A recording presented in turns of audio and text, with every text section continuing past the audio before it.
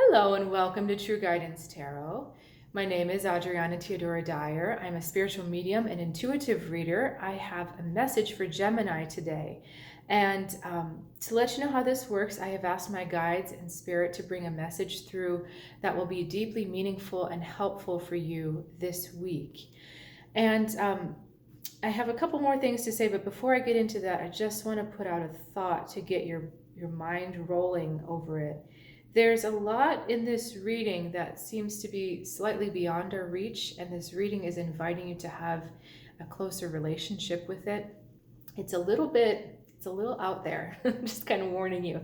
So, but let's maybe get straight to it. Before we get straight to it, of course, sorry, I'm going back and forth here. If you're new to this channel, welcome, and I strongly encourage you and welcome you to subscribe so that you can stay in contact with this higher vibration information every week. And if you're returning, so glad to see you back, and thank you so much for supporting this channel and for considering this information that's coming through. So let's go straight to your reading. Like I said, I almost feel like we're in a different space with this reading. It's not like here and practical, it's somewhere else. So the energy around you this week, the energy presented by the universe, is the moon energy. So this is definitely a card of see things the way they are. Wow, what a profound statement, right? But the reason why I'm saying that is when the moon comes up, it means that things aren't looking quite as they seem. In the moonlight, sometimes, a stump can look like a monster, like those old childhood tales where kids are thinking they're seeing like a monster in the yard, and it turns out to be like a stump or the dog kennel or something. So the moon plays with our senses. It plays with our world of five senses, our three-dimensional world. And when we're in a situation like that, where we can't trust what we're seeing or feeling or smelling, we have to look inside to our extra senses, our senses that aren't so connected to the physical, but rather connected to the energy of whatever that thing is. So we've got the Seven of Pentacles next for you. So how this kind of can manifest is that maybe you've been feeling some pulls from your intuition or from your guides, and you've been considering like, maybe it's the right time to talk to them, maybe it's not. There's also some of you that are starting to kind of get more curious about the metaphysical, and you're wondering if this is the right time to investigate it and to learn more. And so it's like this, the situation presents itself with a bit of a veil over it, a bit of a mystery about it, and you're being invited to come and engage with it and figure it out. And you're still a little bit just kind of looking at it from the sidelines going, I'm not sure if I want to engage with that or not. So let's get to the advice, because these cards, it's really interesting feeling coming off of them. We end with the Hermit. I'm going backwards. We go to the Knight of Cups, and we have the Five of Cups to start us out.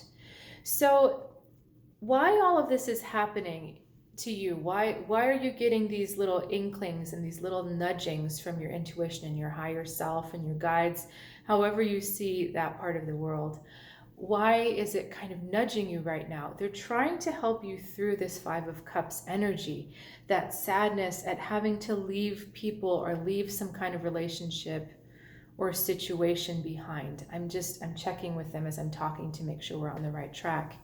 So because there's part of you that has kind of turned off to that bigger flow of understanding why certain relationships had to be released, why it was time to let them go.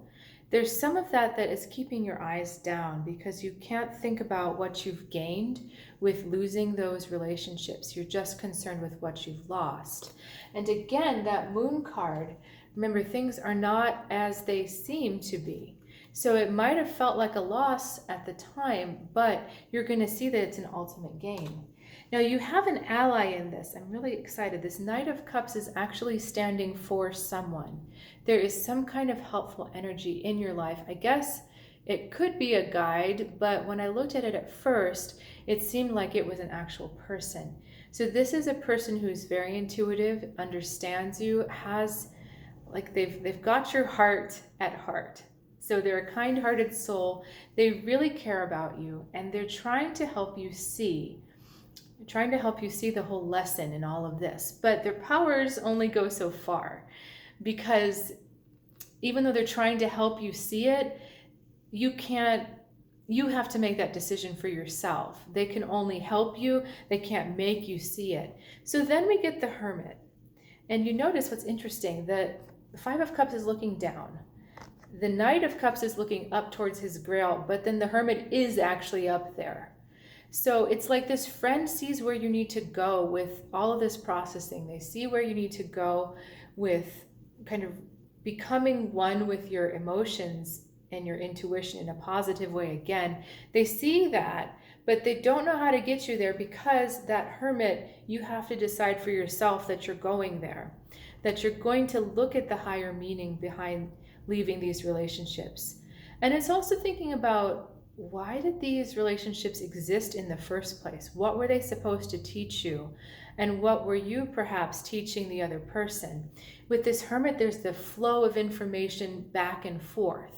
So teachers are not only disseminators of information, they're also learning at the same time that they're teaching. It's really an awesome process. I mean, you go to a master teacher thinking they know everything, but everyone is learning. If they're not learning, then they're actually not teaching, which is a funny thing to think about, which I will think about later after this reading.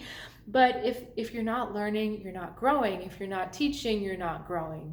Or I'm sorry, if you're not, hang on, let me back up. I'm all tangled up in the words. Okay, if you're not learning, you're not growing. And by that extent, if your teaching is not helping you grow, then you're not truly teaching either. So rather than being stuck in this situation of, oh my God, I lost it, I feel so bad, you need to be looking at what you learned and what you taught. And sometimes relationships are kind of hard for us to understand on this plane, because they may have been contracted in a different lifetime to fulfill a specific purpose, which may be way different than our emotional needs or our emotional perspective or perception of what it is. So to give you a silly example, like your first love, your puppy love, the very first relationship that you fell over head over heels with, you may have thought at the time when you were 12, 13, whatever, that this was going to be the love of your life and it was going to last forever. But that relationship could have been a karmic connection between the two of you that you needed to meet to get something started, so that you would both start on the correct direction for your path. And it had nothing to do with staying together forever. In fact, staying together forever would have stunted both of your journeys. So do you see where I'm saying it's not growing? It would have stunted both of your journeys, because you weren't accomplishing what you already needed to do. You had already been together in a previous lifetime. If you're together in this lifetime again, it's like a repeat, it's a rerun, and we're not learning anything new.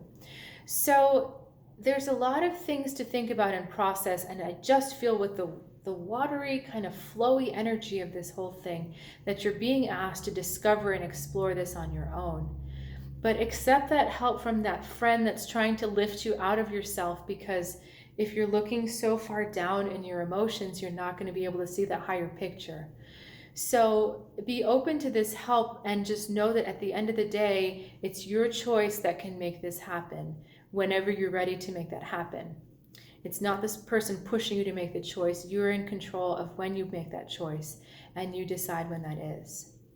So thanks so much for joining me today for your reading. I really, really enjoyed that. And I just wanted to let you know that I do also offer private one-on-one readings through Zoom. And you can find out more on my website, trueguidancetarot.com, or you can email me. The address is in the link. And I look forward to seeing you next week so much, and have a good one.